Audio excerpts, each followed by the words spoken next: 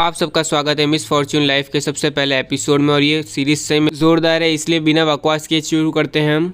इस सीरीज की स्टार्टिंग होती है, यहाँ पे हमें दो जन दिखाए जाते हैं, जिसमें एक बंदा बोलता है यहाँ पे बड़ी मुश्किल से मैं इस गार्ड को ठीक कर पाया हूँ। और यहाँ पे हमें दिखाया जाता है कि ये दोनों पति पत्नी होते हैं यहाँ पे, और जिसके अंदर बाद में ये मर्द बोलता है यहाँ पे कि यहाँ पे हमें जल्दी करनी होगी वरना हमें मास्टर से ना बहुत डांट पड़ने वाली है यहाँ पे। और जिसमें बीवी बोलती है यहाँ पे मैं अब क्या करूँ, यहाँ पे मैं खाना कैसे प्रिपेयर करूँगी। और बाद में यहाँ पे हम देखते हैं दो रोड आती है, जिसमें उसका बाद में एक पति बोलता है हम यहाँ पे नॉर्मल रास्ते से तो नहीं जा सकते यहाँ, वरना अगर हम लेट हो जाएंगे यहाँ पे तो। और ये सुन के बाद में उसकी वाइफ बोलती है यहाँ पे बट हनी, और बाद में उसका पति बोलता है हम कुछ नहीं कर सकते, यंग मास्टर का ना सबसे पहला बर्थडे है यहाँ पे, अगर हम थोड़ा सा भी लेट होते हैं यहाँ पे तो हमें ना बहुत ज़्यादा प्रॉब्लम आएगी, हमें ना ज़्यादा मुसीबत में पड़ जाएंगे। और यहाँ पे इसकी वाइफ बाद में बोलती है पर लेकिन बाद में उसका पति वापस से बोलता है यहाँ पे अगर हम इस रास्ते से जाएंगे तो हमारा 1 घंटे से ज़्यादा ना टाइम बच जाएगा यहाँ पे, तो हमें इसी रास्ते से जाना पड़ेगा।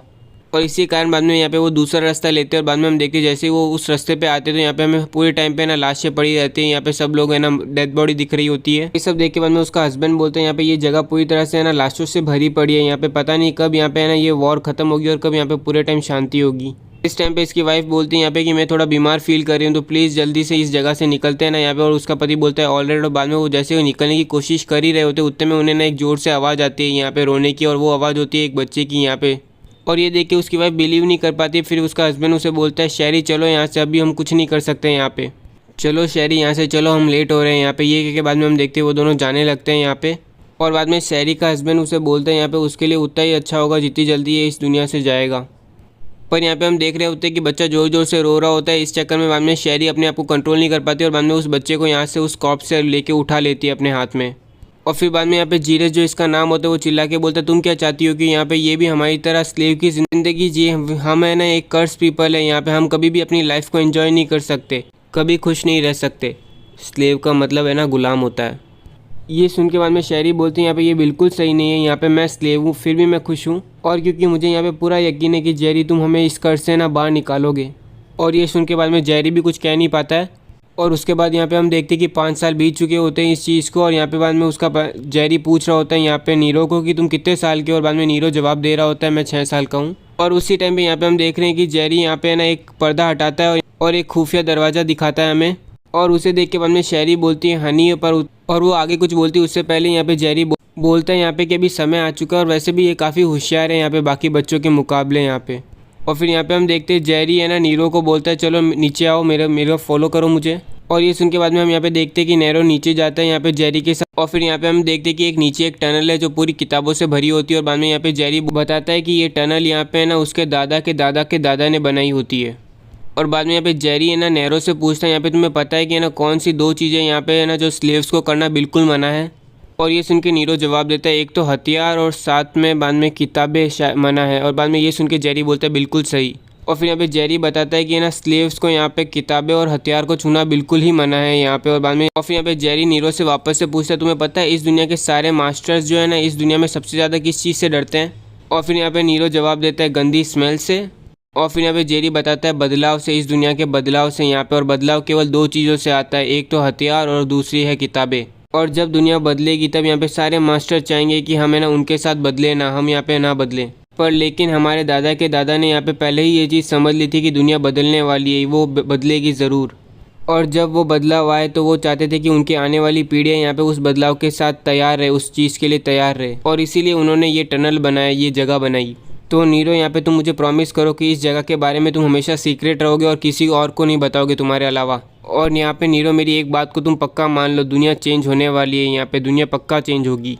और इसके बाद हमें दिखाया जाता है कि और कुछ साल बीत चुके होते हैं। और यहाँ पे है ना बाद में जीरो एक बार है ना यहाँ पे है ना फील्ड के अंदर है ना पड़ा होता है एकदम। और बाद में यहाँ पे हम देखते हैं कि वो जीरो है ना मर चुका होता है यहाँ पे। और ये बात बताने के लिए नीरो की दोनों छोटी बहनें आती है उसके रूम में, और वो बोलती है उसे कि भैया देखो यहाँ पे पापा को कुछ हो गया है यहाँ पे देखो। और बाद में यहाँ पे हमें एक टूम्बस्टोन दिखाया जाता है जिसके ऊपर जेरी का नाम लिखा हुआ होता है। और यहाँ पे हम देख रहे हैं सबके सब रो रहे होते हैं यहाँ पे, क्योंकि अब जेरी जा चुका होता है इस दुनिया से।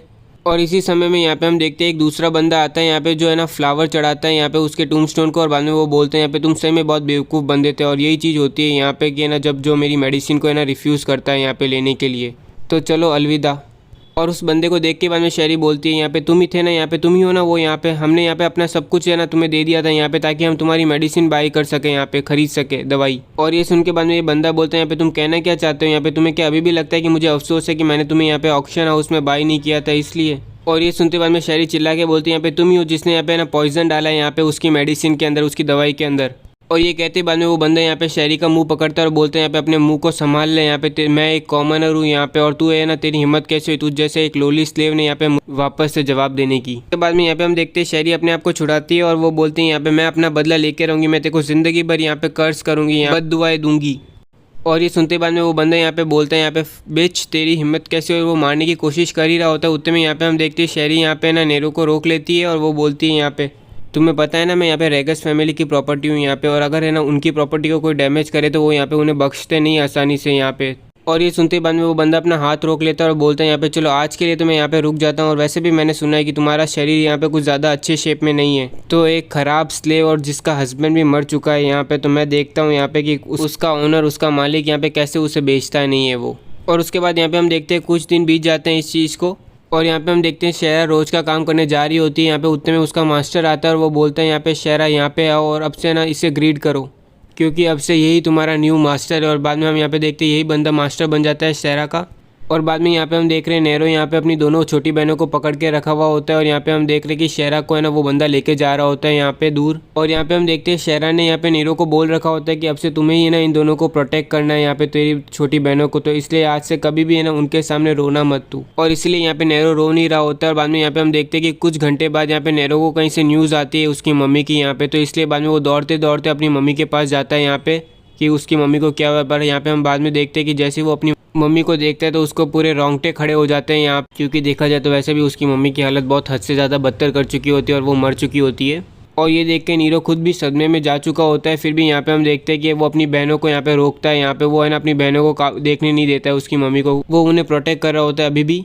और इसी बीच में उसे एक आवाज़ सुनाई देती है जो बोल रही होती है यहाँ पे मुझे छोड़ो, मेरे को यहाँ पे वो मेरी प्रॉपर्टी थी, यहाँ पे वो मेरी मर्जी, मैं जो करना चाहूँ यहाँ पे मेरी मर्जी चलेगी, मैं क्या कर सकता हूँ उसके साथ और क्या नहीं कर सकता हूँ। और यहाँ पे हम देखते हैं वही बंदा होता है यहाँ पे जो दो बंदे उसे लेके जा रहे होते हैं और वो बोल रहे होते हैं यहाँ पे जितना बात करना है कर ले, यहाँ पे तू अभी जेल में जाने वाला है, तू यहाँ पे मर्डर है, यहाँ पे तू खूनी है। और ये सुन के बाद में वो बंदा वापस से जवाब देता है यहाँ पे मैं खूनी नहीं हूँ, यहाँ पे उसकी है ना रकम भी यहाँ पे घोड़े से भी कम थी, यहाँ पे वो घोड़े के बराबर थी उसकी रकम भी। तो तुम लोग यहाँ पे मुझे कह रहे हो कि यहाँ पे एक घोड़े को मारने से मुझे यहाँ पे जेल हो जानी चाहिए। और ये सब होने के बाद यहाँ पे हम देखते हैं कि उसकी दोनों बहनें यहाँ पे बेड पे सो रही होती है यहाँ पे। और बाद में यहाँ पे नीरो के दिमाग में एक ही चीज़ चल रही होती है कि यहाँ पे जो उसके पापा ने उसे कही होती है कि इस दुनिया में सारे मास्टर किस चीज़ से डरते हैं यहाँ पे, और उसके दिमाग में जवाब आता है कि इस दुनिया में सारे मास्टर ना चेंज से डरते हैं, बदलाव से डरते हैं यहाँ पे। और वो बदलाव केवल दो चीज़ों से आता है, शुरू होता है या तो किताबों से या तो हथियार से। और इसी के साथ आज का अपना पहला एपिसोड कंप्लीट होता है मिस फॉर्च्यून लाइफ का। उम्मीद करता हूँ कि आपको ये एपिसोड अच्छा लगा, और अच्छा लगा तो लाइक कीजिए, सब्सक्राइब कीजिए, या तो फिर आप कमेंट सेक्शन में बता सकते हो कि यहाँ पे अभी हमें कोई दूसरी सीरीज़ करनी चाहिए, ये सीरीज़ करनी चाहिए।